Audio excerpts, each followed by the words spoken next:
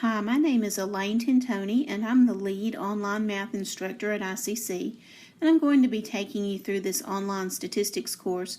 We'll be using the book Fundamentals of Statistics, 5th edition by Michael Sullivan. It's actually based on the book that you see here. It's a subset, mostly, of this book, and it's published by Pearson. We're going to start in section 1.1, and what we're going to be talking about in this section is the definition of statistics and what it means to think statistically, the process of statistics, and then we're going to talk about some variables. We're going to talk about qualitative versus quantitative variables, also discrete versus continuous variables, and then we'll talk about the level of measurement of a variable. Now, before we get started, if you're taking this class online through ICC, I hope you've already gotten into Canvas and printed out the notes that go with this section. Every section that we cover will have an Adobe Acrobat Reader file of notes that you can download and print, and you can fill those out as we go through the videos together. And what that will do is that will give you something tangible to study when it comes time to study for quizzes or proctor tests. And it also makes it easier for you to take down the information because all of the definitions, all of the terms will already be there for you, and you'll just have to fill in key things and you won't have to draw any diagrams. It'll all go right along with the textbook. So here we go. The very first thing we need to do is get a definition for statistics. So the definition of statistics is this is the science of collecting, organizing, summarizing, and analyzing information to draw conclusions or answer questions. In addition, statistics is about providing a measure of confidence in any conclusions. So there's a lot going on here. So let's kind of break it down. We have 4 parts. First of all, statistics involves the collection of data. And then after you collect the data, it involves the organizing and summarizing of the information. And then the information is analyzed to draw conclusions, and the results are reported using some measure of confidence. So we will spend some time on each one of these parts. Chapter 1 is pretty much all about the collection of data. So actually, while we're going through Chapter 1, this won't even feel like a math course at all. But Chapter 1 is the collection of data. In Chapters 2 and 3, and part of Chapter 4, we'll look at organizing and summarizing data. And then the rest of the course is pretty much devoted to analyzing, drawing conclusions, and attaching a measure of confidence to our conclusions. Now, the information referred to in the definition is data. Data is defined as a fact or proposition used to draw a conclusion or make a decision. Data describe the characteristics of an individual. And therefore, a key aspect of data is that they vary. So one piece of data about you is your hair color, and your hair color is not the same as everybody else's. And another piece of data about you is your eye color. And another piece of data about you is your height. And another piece of data about you is your address. So data can vary from person to person, and that's why we're interested in measuring them. If they were all the same, well, we wouldn't need to measure the data at all. Now, data can be quantitative, such as weight and height and age, or it can be qualitative, such as the title of a book or a state of residence or the medications that have been prescribed to a patient. So you see the word quantity in the word quantitative, so that tells you that we're talking about something numerical. Height, weight, and age are all things that are expressed in numbers. And then do you see the word quality in the word qualitative? And so qualitative data describes some quality of the individual. So if we're talking about a book, we could talk about its title. If we're talking about a person, we could talk about the state where they live or the medicines that they take. And those would be qualitative pieces of data. Now, before we go really any further, I want to make sure that you understand why statistics is worth studying anyway. What statistics does for us is it helps us draw conclusions using data. For example, suppose you know 3 people who drink a lot of coffee and those 3 people frequently catch colds. Would that prove to you that drinking coffee causes colds? Well, probably not, because 3 people is not a lot, and it may just be a coincidence that you know those 3 people who drink a lot of coffee and also catch a lot of colds. But what if you had 1,000 people who drink a lot of coffee and catch a lot of colds? Would that change your mind? Would you start to feel like there's a link between coffee and colds, or would that not be enough people to make a decision? This is the kind of thing that statistics helps us to sort out. So, analysis of data, which is the science of statistics, can help us refute anecdotal claims. Now here's another application of statistics that I think all of us have had some contact with in the last year or so. If we want to make a reasonable prediction about who is going to win the next election, do we have to contact every voter? Did you ever wonder how they decide how many people it's necessary to talk to before they can make a prediction about how the campaigns are going? Do they try to talk to as many voters as possible? Is there some method to the way they choose those voters? Every voter that they talk to, every voter that a pollster talks to, it takes time and money. It takes time to ask them the questions, to find the people and ask them the questions. And it takes money because you have to pay a pollster to do that, and you have to analyze the data. And so how can we do that cheaply and quickly? You know, if you're a pollster or if you're a candidate and your campaign is running polls to see how you're doing, you're interested in getting valid information as quickly and cheaply as you can. So statistics helps us know how many people do we need to talk to get this information, and how do we choose those people to be able to draw some conclusion about the whole population. So one use of statistics is to help us use data from a sample to draw conclusions about a population. Here's another thing to think about. How many 3rd graders would we have to weigh to find out what the average 3rd grader weighs? You know, you see things like this thrown around in news stories all the time. They talk about the average weight of children. They talk about the average income of men, or the average income of women, or the average life expectancy of a certain group of people. So how do they know? Do they have to measure all of the individuals in that group? And if we can get away with just measuring a sample, a few of the people from that group, then wouldn't any 2 samples be different? Won't each sample of 3rd graders be different? How can we be confident that a particular sample represents the population that it came from? So these are all things that statistics can help us with. In other words, different samples will yield different results, and the science of statistics helps us determine how confident we are that our results are correct. Now let's nail down a little terminology. I've been throwing around the words population and sample, so let's get definitions for those. The entire group to be studied is called the population. So the population includes everyone whose characteristics are of interest to you at the moment.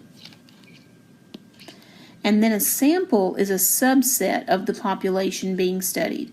So the population is everyone you're interested in, and a sample is a smaller group of people that come from the population.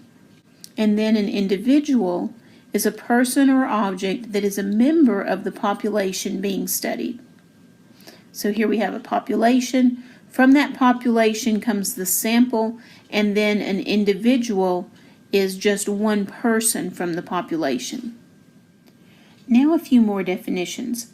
First of all, we have really 2 branches of statistics. We have descriptive statistics, and we also have inferential statistics. Descriptive statistics consists of organizing and summarizing data. Descriptive statistics describe data through numerical summaries, tables, and graphs. Okay, so this branch of statistics that's called descriptive statistics means we are only describing a data set. Okay, now a numerical summary of a sample is called a statistic. A statistic is a numerical summary based on a sample. So a numerical summary means a mean or a median or a range or a mode or a standard deviation. Any number you've calculated to describe a sample is a statistic. Okay, now the other branch of statistics is called inferential statistics. The difference is with descriptive statistics, you are only describing a sample or describing a population. With inferential statistics, you're taking information about a sample and using it to draw a conclusion about a population. So inferential statistics uses methods that take results from a sample and extends them to the population and measures the reliability of the result. And don't forget that part, that's very important. So, for example, let's say that I have 200 college algebra students and I've just given a test and I want to know the average test grade. Well, if I randomly choose 10 out of the 200 and I average those, I now have a statistic because I am calculating a numerical summary based on a sample. Remember, 10 out of 200. If I then take that mean of 10 test grades and I say I only averaged 10 of these and say the average was 83, okay? And now I'm going to say that based on those 10 papers, I believe that the average of all 200 is probably somewhere between 80 and 86. That is inferential statistics because what I've done is I've taken information about a sample and I have extended that to the population. I've used information about a sample to draw some conclusion about the larger population that I have not truly studied. And I also would need to include some kind of reliability of result. In other words, I would need to say I'm 90% sure that the average of the whole 200 papers is between 80 and 86. So do you see the difference between descriptive and inferential? Descriptive just says, here's a number that describes this group. And inferential says, based on information about this sample, I believe something to be true about the population, and I am X% sure that it's true. So that's inferential means we are inferring something that we didn't directly calculate. We also have one more definition on this slide, and that is parameter. Now, a parameter is just a numerical summary of a population. Okay, so we have two words here, depending on whether our numbers came from a sample or a population. If we have numbers from a sample, a numerical summary of those numbers is called a statistic.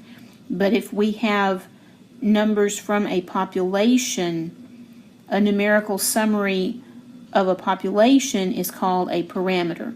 Okay, if you'll just keep the letters lined up, you'll be fine. S for sample, S for statistic, P for population, P for parameter. So a parameter is a numerical summary of a population. And often, keep in mind that very often it's impossible to calculate this number because populations get so large, it becomes impossible to directly measure every single individual in the population. And therefore, you cannot usually calculate a mean of a population. Usually, what we have to do is get a mean of a sample and use inferential statistics to make our best guess at the parameter. That's really the root of what we're trying to get at in this course. And we won't get there until the very, very end of the course. But the question throughout the semester is, How can I take something I know about a statistic and extend it to where I can say something about the population? Because usually it's not the sample itself we're interested in. We're interested in making some kind of educated guess at some characteristic of a population. We're almost always trying to estimate a parameter. Now, the thing about inferential statistics is that there's always going to be some level of uncertainty because a sample can't tell us everything about a population. And if you think about it, that just makes sense. Say you had 100 people and you asked them all how much money they have in their pockets. Well, if we take any group of 10 out of that 100, the average for the small group of 10 is going to be different from group to group, but it's also going to be a little different from the small group to the larger group, which is the population. So just using a sample introduces some uncertainty. And in inferential statistics, we always have to be careful to state the level of confidence in the results. Therefore, inferential statistics always includes a level of confidence in the results. And as we said earlier, one goal of inferential statistics is to use statistics from a sample to estimate the parameters of a population. So that's the big picture here. We want to be able to use easy to get information from a sample to estimate a parameter that would be very difficult to calculate directly. Okay, so one more time. A statistic is information about a sample, and a parameter is information about a population. And one of our goals in statistics is to use information about a sample to draw a conclusion about a population. Okay, now with that in mind, let's look at a couple of situations and see if we can decide if we're looking at a parameter or a statistic. So this is example 1. It says, suppose the percentage of all students on your campus who have a job is 84.9%. Is this a parameter or a statistic? Well, it depends on really who you're interested in. So it just says all students on your campus. So I'm assuming that the group we're interested in is the students on campus, and we have a number that describes all of them. So I'm going to say this is a parameter because it is a numerical summary of a population, the population being the students on campus. Now suppose we have a sample of 250 students, and from this sample we find that 86.4% have a job. 86.4% of the 250, which is not everybody on campus. Is this a parameter or a statistic? This is a statistic because it comes from a sample, and that's it. So parameter is a numerical summary of a population, and a statistic is a numerical summary of a sample. Okay, now let's talk about the process of statistics. And this is kind of the general process that a researcher will go through when they're trying to draw some conclusion about a population based on a sample. So first of all, we have to identify the research objective. In other words, a researcher must determine the question that he or she wants answered, and the question must clearly identify the population that is to be studied. After you identify the research objective, then you need to collect the data needed to answer the question. Usually conducting research on an entire population is difficult and expensive, so we usually look at a sample. And this is a vital step in the statistical process because if the data are not collected correctly, the conclusions drawn are meaningless. Do not overlook the importance of appropriate data collection. So we're going to talk in the rest of this chapter about a few different sampling methods, and really my goal is not to make you into a researcher. This is just an introductory course. My goal is just really to help you understand what a researcher does so that when you read a study as maybe a medical professional or a social work professional, you understand whether the method used is basically flawed or basically valid. So these are just things we need to think about. After we collect the data, the next thing to do is describe the data. Descriptive statistics allow the researcher to obtain an overview of the data and can help determine the type of statistical methods the researcher should use. And this is the focus of chapters 2 through 4. So should we use a mean or a median? Does the mode help us at all or not? If we want to talk about how far the data are spread out, should we talk about the range of the data or the variance or the standard deviation? So all of those things are numerical summaries of our sample. So all of those things are statistics, but which ones are the best ones to use to describe our data? That's what we have to think about in this step. And then after we get our statistics, then we want to perform inference. In other words, we want to take our statistics and see what that tells us about the larger population. So we want to apply the appropriate techniques to extend the results obtained from the sample to the population and report a level of reliability, or in other words, a level of confidence. And this is basically the focus of the second half of the course. And people spend years studying this, so we're just going to get really a tiny little taste of it. But anytime you read, like I said, a medical study or some kind of social work study or even a political poll, the person who's doing the study has performed some kind of inference. So you want to at least be informed about what kinds of inference are valid and what kinds are not. Okay, now here is an example for us to look at. And when you think example in math class, you're thinking about usually a problem to work that is like another problem you're going to be asked to work later. And really, that's not so much what we're doing here. But I just want to look at this example with you and see if we can kind of think through the process of statistics together. So I'm going to read it to you. It says, many studies evaluate batterer treatment programs, but there are few experiments designed to compare batterer treatment programs to non-therapeutic treatments such as community service. Researchers designed an experiment in which 376 male criminal court defendants who were accused of assaulting their intimate female partners were randomly assigned into either a treatment group or a control group. The subjects in the treatment group entered a 40-hour batterer treatment program, while the subjects in the control group received 40 hours of community service. After 6 months, it was reported that 21% of the males in the control group had further battering incidents, while 10% of the males in the treatment group had further battering incidents. The researchers concluded that the treatment was effective in reducing repeat battering offenses.